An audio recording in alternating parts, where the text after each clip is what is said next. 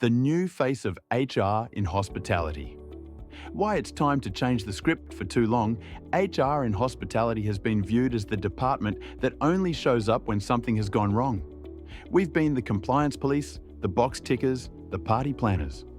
But those days are over. The landscape has changed, and HR is stepping up. What I'm seeing across the sector is a growing recognition that HR is no longer a nice-to-have. It's the foundation for everything that makes a hospitality business thrive. From how we attract talent to how we build teams that guests remember for the right reasons. This isn't about adding another layer of admin or clinging to tired HR playbooks. It's about leading with purpose, clarity, and confidence. The changing role of HR, let's face it. The old playbook isn't cutting it anymore. The HR role has grown bigger, broader, and frankly, more exciting. We're no longer just there to manage hiring and policies. We're part of the strategy, working hand in hand with operations and ownership to ensure that people aren't just filling shifts. They're engaged, committed, and growing. What's really different? We're getting closer to the front line. It's not enough to know the company's vision. We have to understand how that vision is implemented on the ground, in the kitchen, and at reception.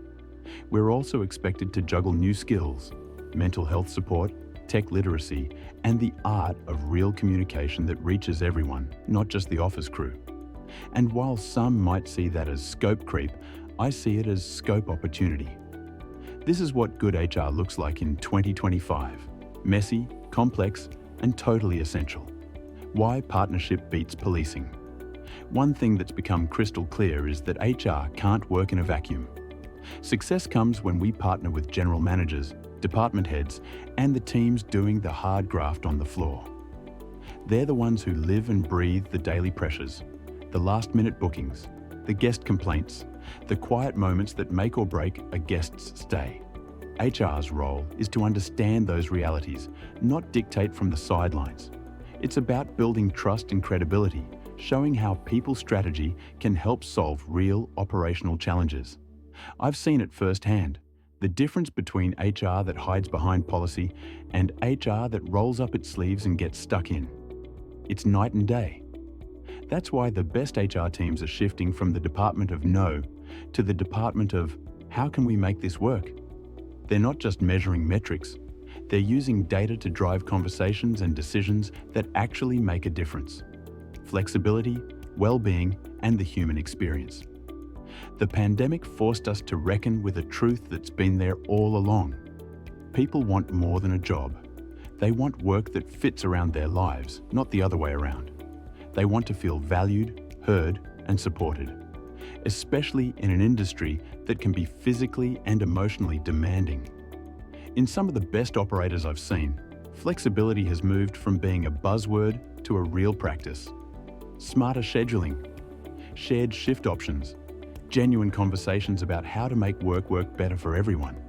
And it's paying off, not just in retention, but in the energy and pride people bring to their roles. This shift also means taking well-being seriously, and not just as a poster in the employee dining room. We're talking about real support, mental health resources, listening circles, and the small daily signals that people's lives outside work matter. Training and development, the underrated superpower. Here's something that's too often overlooked. Investing in manager development doesn't just tick the compliance box. It builds the culture you say you want. When managers are more than taskmasters, when they become coaches and role models, everything else falls into place. The numbers back it up. Organizations that put real time into training managers in leadership and HR topics see huge reductions in turnover. And turnover is expensive. But it's not just about saving money. It's about creating places where people stay because they feel seen and supported, not stuck. That's why I push for real, meaningful development for managers. Not the dusty PowerPoints that get half-watched in a break room, but sessions that challenge them, equip them, and help them see themselves as the leaders they can be. What's working now?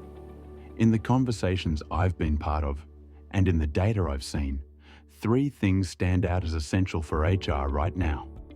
1. Don't hide in the HR office. Be present, be visible, and be real. The more you see and hear, the more impact you'll have. 2. Use data to tell stories, not just to fill spreadsheets. Data is there to help you connect with people, not control them. 3. Treat your managers as the culture carriers they are. Their growth is your culture's growth.